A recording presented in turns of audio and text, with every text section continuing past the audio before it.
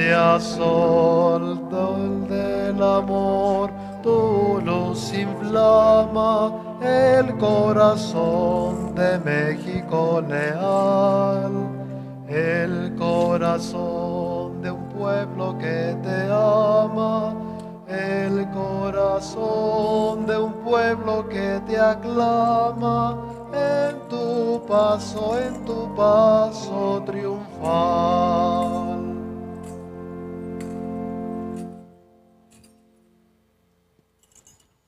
Nos has dado el pan del cielo, Que contiene en sí todo deleite. oremos. Señor nuestro Jesucristo, que bajo este sacramento admirable nos dejaste el memorial de tu pasión, concédenos venerar de tal modo los sagrados misterios de tu cuerpo y de tu sangre, que experimentemos constantemente nosotros los frutos de tu redención. Tú que vives y reinas por los siglos de los siglos. Amén.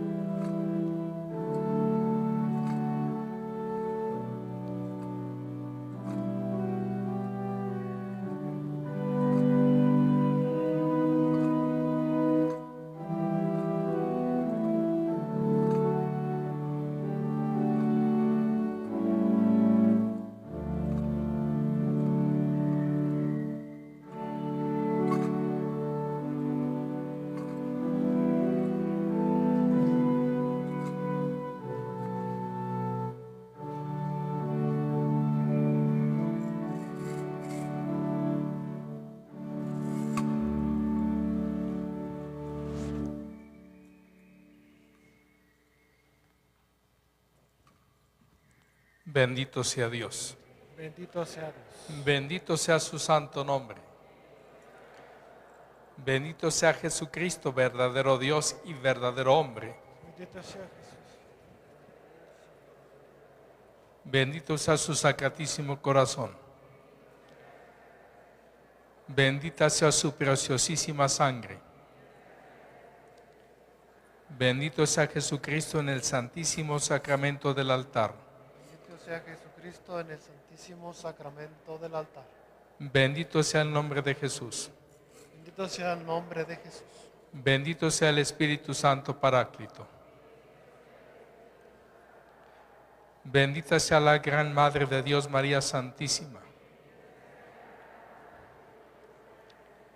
Bendita sea su santa e inmaculada concepción. Bendita sea su santa e inmaculada concepción. Bendita sea su gloriosa asunción. Bendito sea el nombre de María Virgen y Madre. Bendito sea San José, su castísimo esposo. Bendito sea Dios en sus ángeles y en sus santos. Hagamos oración por su santidad el Papa Francisco.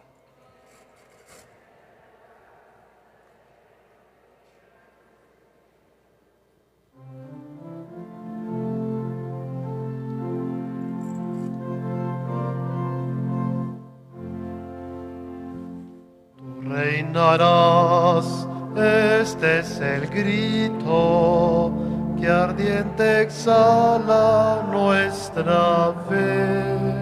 Tú reinarás, oh Rey bendito, pues tú dijiste reinaré.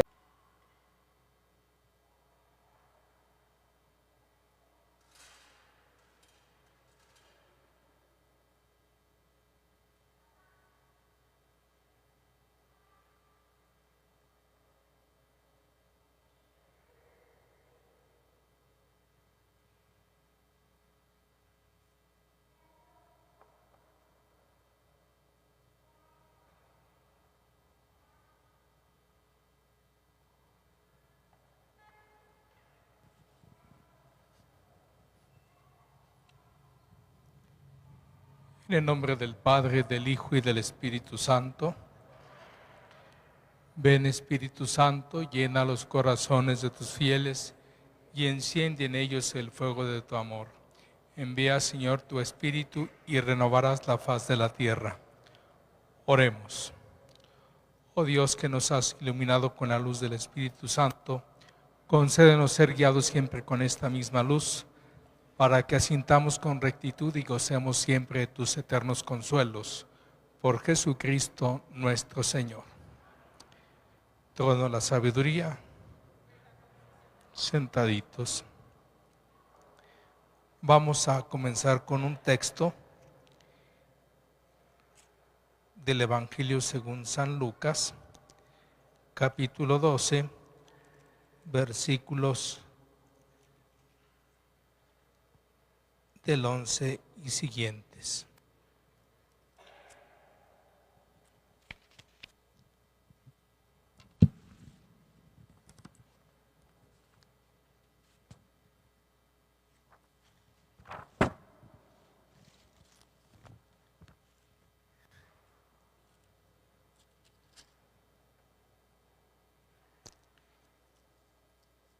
Se trata de la encorvada, de una mujer encorvada.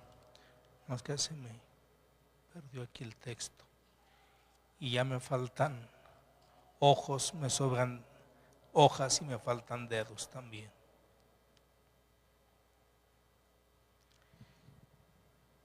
Bueno. ¿Cómo? No, es que no lo hay. Miren, el texto es aquel donde una mujer va más de 18 años encorvada. Llega Jesús y la sana. Pero quiero comenzar con esto porque hay una interpretación espiritual que la hace San Agustín. Porque normalmente leemos de carrera. Yo quisiera que alguien probara ahorita fingir que está jorobado o jorobada y levante la vista a ver si puede ver. ¿Qué hace el pecado? Nos ajoroba. Es un peso que nos impide estar viendo las cosas como son. La carta a los Romanos dice que el origen de todos los males es el pecado. Y no importa si sea venial o sea mortal. Normalmente tenemos cuidado de los mortales. Y por eso a veces hasta al confesar nos decimos, no mato, no robo. Pero las cosas chiquitas no les damos la debida importancia. Entonces, ¿qué va pasando? De poquito en poquito nos vamos encorvando. Y la vista también. Nos cae una basurita chiquita. No nos entran vigas a los ojos, ¿verdad que no? Un soplidito de aire, una arenita, y ya no vemos las cosas como son. Perdemos la objetividad. Eso en el plano material, en el plano cotidiano. En la vida espiritual sucede lo mismo. No vemos las realidades tal como son. Y como juzgamos que todo lo sabemos, porque quien más, quien menos, somos soberbios. Y pretendemos entenderlo todo. Y hay algo que no entendemos. Bueno, ustedes son listos, no entienden una cosa, yo no entiendo muchísimas cosas. Sí, yo no entiendo, por ejemplo, cómo un avión tan pesado, cientos de toneladas, y puede volar. Un barco de carga, miles de toneladas y no se hunde. Y hay personas que no entienden cómo funciona la secadora, pero no por eso dejan de usarla, re bien que se peinan. Y así muchas otras cosas que no entendemos y no nos causan mayor problema. Pero hay algo que, y con eso vamos a empezar ya con el título de nuestro tema, que es el cuarto, que lo escribió el padre vicerrector de la catedral, el padre José Luis Ramírez. El dolor y la esperanza. El dolor está unido al pecado, porque todo el origen de los dolores se deben al pecado. Si no, fíjense cómo está todo bien encadenado. ¿Cuál fue el primer pecado?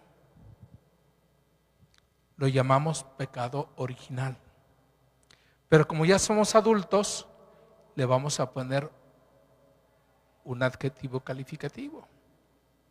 Le vamos a llamar pecado original, originante, porque el pecado de Adán y Eva le llamamos, cuando éramos niños en el catecismo, pecado original. Pero ese pecado originó todos los demás, entonces por eso le vamos a llamar pecado original, originante. Y entonces el de nosotros, con el que nacimos, ¿cómo se llama? Pecado original, originado, porque es pasiva. Nosotros no lo pedimos, no pedimos nacer, menos íbamos a pedir nacer con pecado. Entonces, pecado original, originante, pecado original, originado. ¿Cómo se le llama al ser que engañó a Adán y a Eva? Porque fue una trampa, ¿o no? Sí. ¿Cómo se le llama ahí en el libro del Génesis? Serpiente. Pero antes de decir serpiente es la imagen.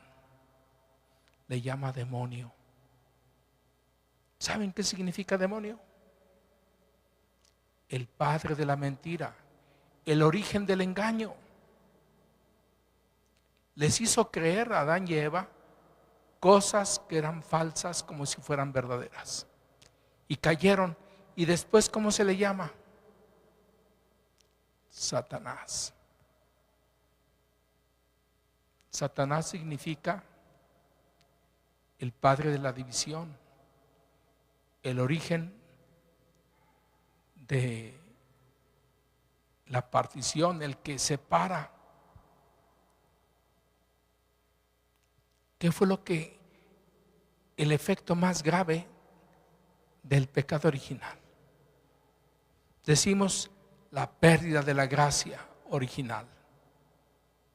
Sí, pero ¿cómo lo decimos en sencillito? Primero, hay una división con Dios. Y nos pone una imagen, la Biblia, para hacernos ver que hay una división grave. Dios les prestó su casa a Adán y a Eva para que la habitaran. Se pelearon a Dios y Dios dice: no quieres nada conmigo, fuera de mi casa. Y para que no regreses, otra imagen, te pongo el arcángel Miguel con una espada de fuego para que no puedas entrar. Segunda división, con la naturaleza. Y allá hay una manipulación, porque dice que son administradores de la creación, no son dueños. El verbo someter está mal traducido. Y entonces hay una visión de que ser dueño significa destruir las cosas. ¿Quién tiene un auto que lo destruya o su casa? Nadie. Cuidan de su casa. ¿Por qué no cuidamos de nuestra casa? La única. No somos marcianos. No somos lunáticos. Nos comportamos algunos, ¿verdad?, como hombres lobo, muy agresivos a veces. Pero no somos habitantes de la luna. Somos terrícolas. Es la única casa que tenemos. ¿No la cuidamos? Porque hay una división entre Dios, entre la naturaleza y el hombre. La relación entre Adán y Eva era perfecta hasta antes del pecado original. Viene el pecado original y ya no es carne de mi carne. Muy emocionado que le dice Adán, primero está triste porque ve que el mono tiene su changuita, que la jirafa tiene su pareja, todo el mundo tiene su pareja y él está solo. Le da una compañera, no una esclava. Que haya salido de la costilla significa que está en las mismas circunstancias que el hombre. No la sacó de la cabeza ni la sacó de la rodilla, de una costilla, es decir, tiene la misma dignidad que el hombre. Y hasta Adán se emociona y dice, esta sí es carne de mi carne, este sí es hueso de mis huesos. Porque antes veía las monas y esta está muy mona, pero no es igual a mí. Hasta que llega la mujer. Pero con el pecado original se rompe esa relación perfecta. Y la última es consigo mismo. Y todo lo experimentamos de vez en cuando. Y algunos lo experimentamos muy seguido. No nos aguantamos ni nosotros mismos. ¿Ven? Y en ese diálogo, tarea, tengo complejo de profesor, ¿verdad? Pero ya les dejé tarea. Van a contar en el libro del Génesis de cuando aparece el demonio a cuando Dios los castiga, hay 7 mentiras. Significa plenitud. Por eso dijimos que empieza con el nombre de demonio. El engaño fue perfecto, tan es así que cayeron Adán y Eva. Y después de eso, por parte de Dios, vienen 7 maldiciones. El trabajo, el parto, la relación entre el hombre y la mujer, etc. Eso es, nos estamos desviando. Eso es nada más para plantear que el dolor en el mundo existe porque existe el pecado. Puede haber un mal natural, un mal físico, los terremotos,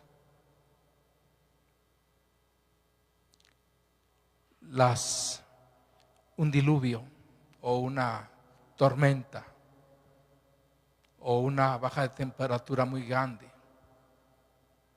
Bueno, esos serían males naturales. Algo un poquito más difícil de entender, pero sí se entiende, los males metafísicos, es decir, la ausencia de bien. Debería ser así, pero no es, entonces es un mal metafísico. Por ejemplo, la maldad es una palabra solamente. Existe el ser malo, el demonio, o un hombre malo, o una mujer mala. Y todo eso lo podemos entender más o menos.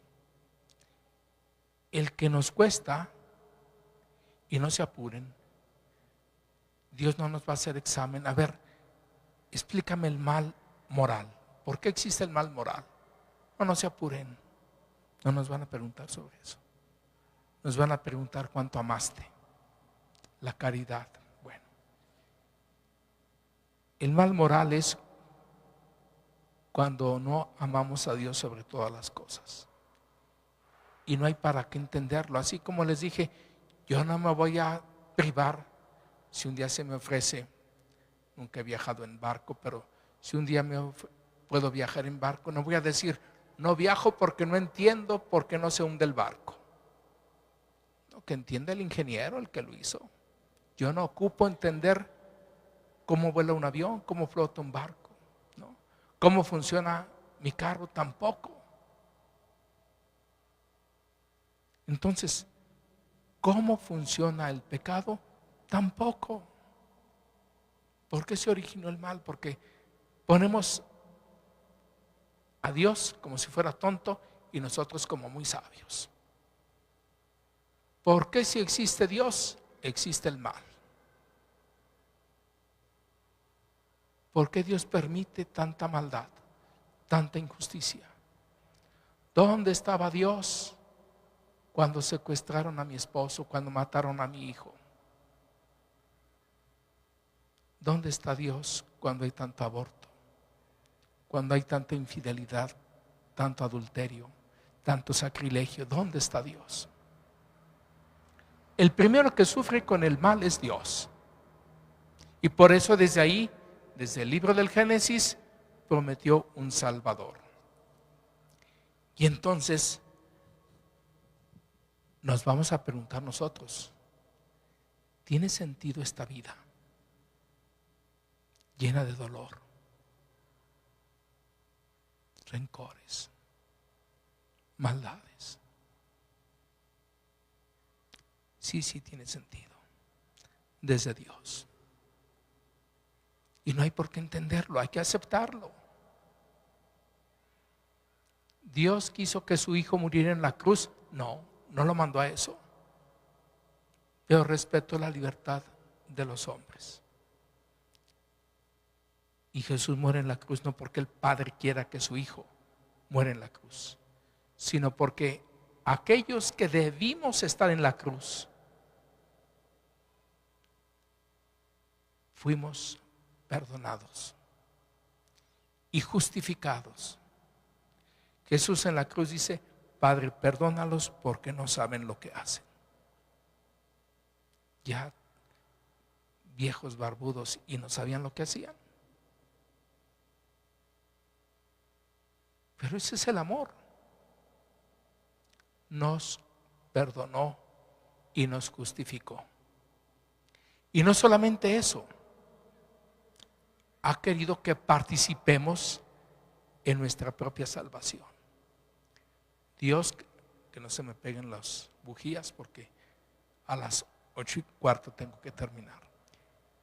Dice San Ignacio de Loyola: Dios que te creó sin ti, no te va a salvar sin ti.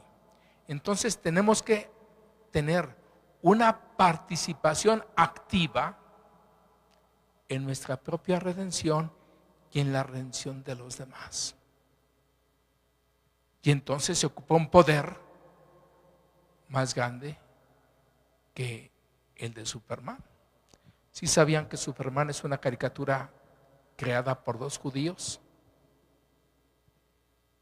Pero les gustó el dinero y entonces vendieron los derechos de la caricatura de Superman.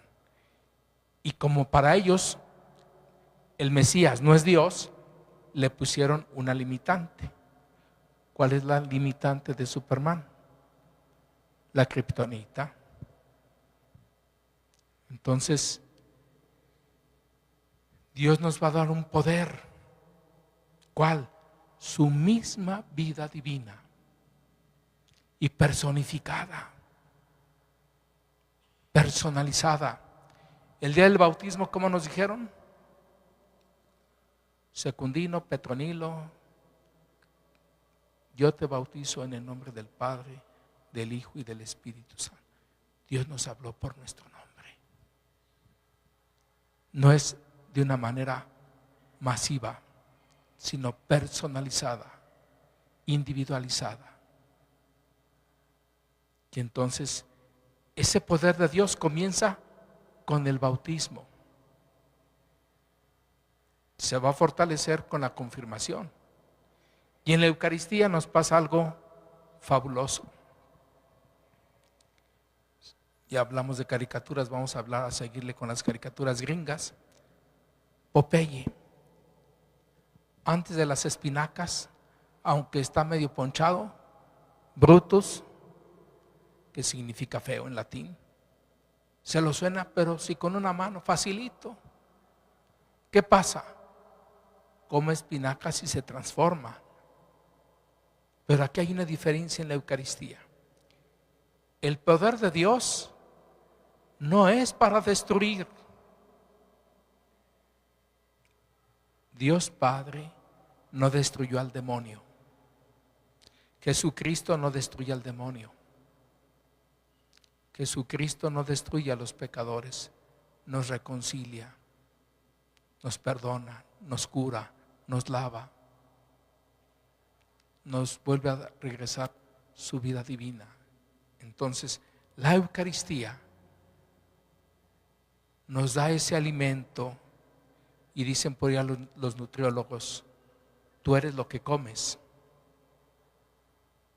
Entonces, si yo me alimento conscientemente de Jesús Eucaristía, entre más lo consuma, más me asemejo a Él.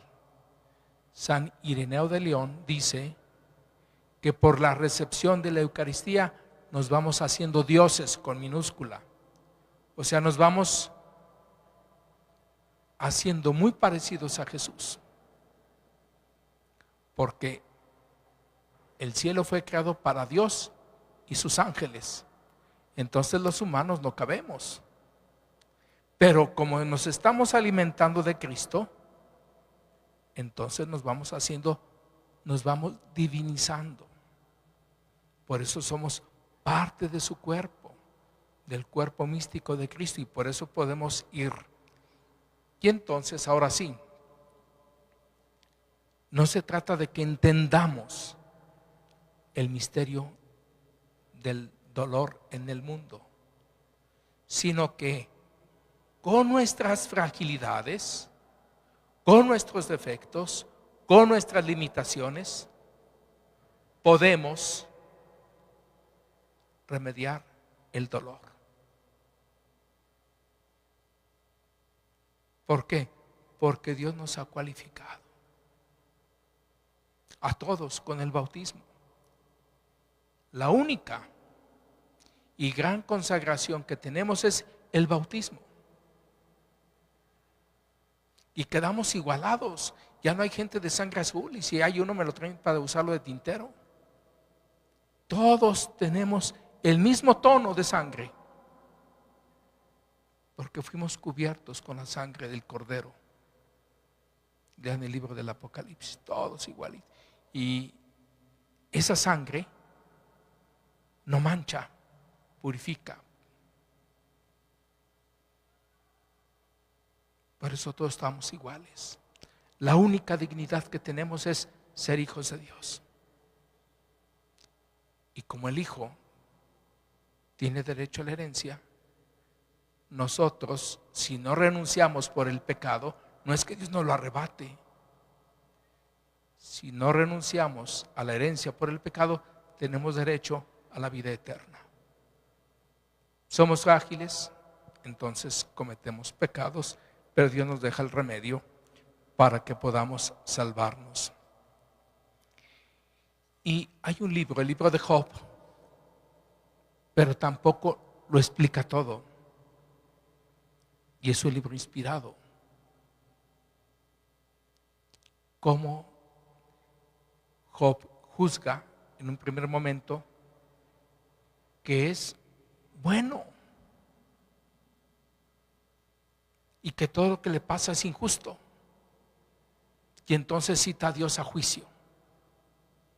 Y ya cuando están cara a cara, se le caen hasta los pantalones de vergüenza. Bueno, no usaba la túnica y el manto a Job de vergüenza, y pide perdón.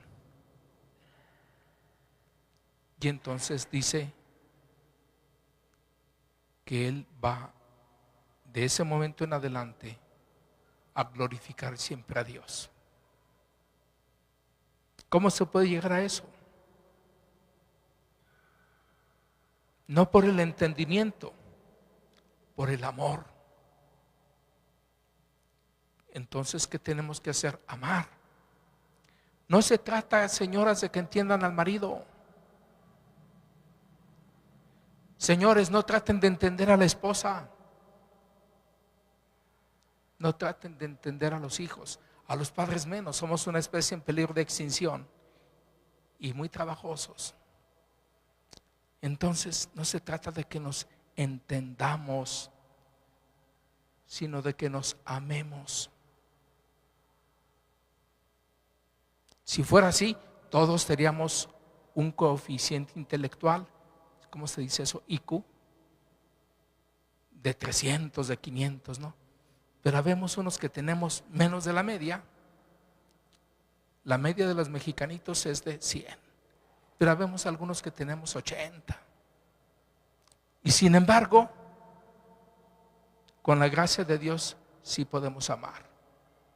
Y amar como Él amó, hasta la muerte. Para amar no se necesita cabeza, se necesita corazón, voluntad. ¿Por qué? Porque Dios nos va a dar lo que no nos alcance. Entonces hacemos nuestra parte y Él pone la suya. Y entonces todo este proceso le llamamos esperanza. Cuando pareciera que todo está oscuro, que nada tiene remedio, comienza la luz. Y hay algo que nos da, valga la redundancia, luz a esto. Metidos en un mundo donde pareciera que todo es oscuro, el Viernes Santo, cuando dan las 3 de la tarde, hay un eclipse, hay una oscuridad total. Pero después de esa oscuridad total, comienza el misterio de la redención a brillar, y el domingo todo es luz. Todo se aclara, pero no con la cabeza, sino con el corazón. Entonces, en los momentos de mayor oscuridad, de mayor dolor, la única solución verdadera y cierta es el resucitado. Pero ¿cómo puedo yo relacionarme con el resucitado? Con los actos de amor de cada día. Y no se ocupa empezar con cosas grandes. Se ocupa empezar con cosas muy chiquitas. Pedir las cosas por favor, los servicios por favor. Se ocupa agradecerlos después. Y que todo lo que hagamos, como decía una canción de los años 80, un canadiense, John Secada, decía: todo lo que hago lo hago por ti.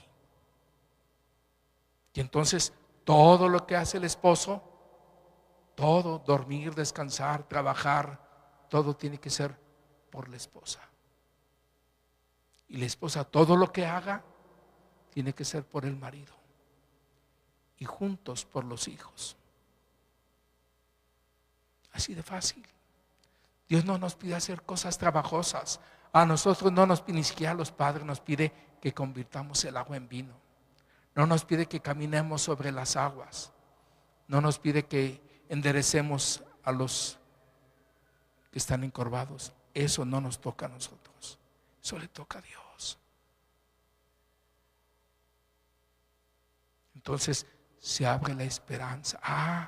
Yo pensé que era muy trabajoso. Y no.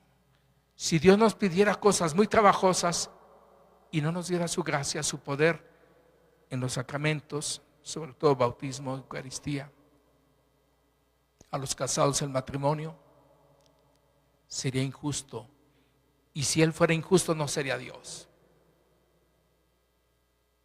Y nos pide a cada uno según nuestras capacidades. No nos pide a todos por igual. Entonces esto nos tiene que despertar a nosotros el deseo de hacer la voluntad de Dios. Porque la voluntad de Dios en general sí, es para todos igualita. Sean santos como mi Padre Celestial es santo. Sean perfectos como mi Padre Celestial es perfecto. Sean misericordiosos como mi Padre Celestial es perfecto. Ese es el ideal del discípulo de Jesús. Le llaman ahora el perfil del discípulo de Jesús. Ser misericordioso, ser perfecto, ser amoroso. Y el amor no tiene límites. Pero la que sí tiene límites es nuestro corazón y nuestra cabecita. Por eso necesitamos estar pegados a Dios. ¿Para qué? Porque el corazón es muy generoso. Queremos amor a todos y a todas del mismo modo y no se vale. Eres esposo, dale todo el amor de esposo a tu esposa. Eres mamá, dale todo tu amor de mamá a tus hijos. Eres hermano, dale todo tu amor de hermano a tus hermanos. Tienes un amigo, dale el amor de amigo a todos tus amigos. Y entonces esto nos sigue abriendo el panorama. Ya la lucecita que era un puntito, como cuando se prendía la televisión antes, ya cuando eran de bulbos, un puntito se iba abriendo y hasta la media hora ya teníamos la imagen completa. Así debe ser nuestra esperanza. No nos desesperemos. Dios no nos abandona. Y entonces todo esto que Dios ha permitido que padezcamos porque respeta nuestra libertad, tiene remedio. Y el remedio se llama amor. Y el amor encarnado hecho carne se llama Jesucristo. Y nos ha elegido a nosotros por amor para que seamos sus discípulos. Y seremos sus discípulos si permanecemos escuchando su palabra y luego la ponemos en práctica. ¿Dudas, preguntas? Tienen el folletito, ¿eh? El folleto está muy bien hecho, entonces lo repasan. Si no entienden, le preguntan al que lo hizo, no me pregunten a mí. Yo traté de desdoblar o de hacerlo un poquito más de plática, porque como está por escrito ahí es algo más formal. Y aquí estamos puros amigos, ¿verdad? Entonces una plática.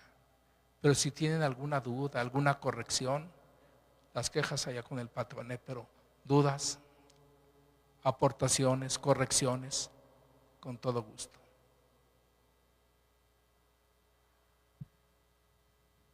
Nadie, que así fueran mis alumnos. Nada, bueno, pues muchísimas gracias por su comprensión, por su atención. Les voy a declamar ya para terminar la poesía. No, ustedes sentados, es una poesía, la más larga que me sé. Por eso les digo sentados. Le dijo la planta al sol: gracias por venir. A lo que el sol repuso: no, gracias a ti por estar. Porque si vengo y no estás, ¿qué caso tiene que venga? Es todo. El Señor esté con ustedes. Que les bendiga Dios Todopoderoso, Padre, Hijo y Espíritu Santo, descienda sobre ustedes y permanezca para siempre.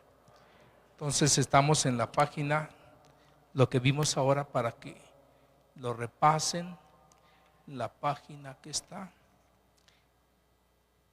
de la página 23 a la 32. Muy bien. Entonces mañana les dan el final. Y recuerden que con los 5 días ganan también indulgencia plenaria. A ustedes.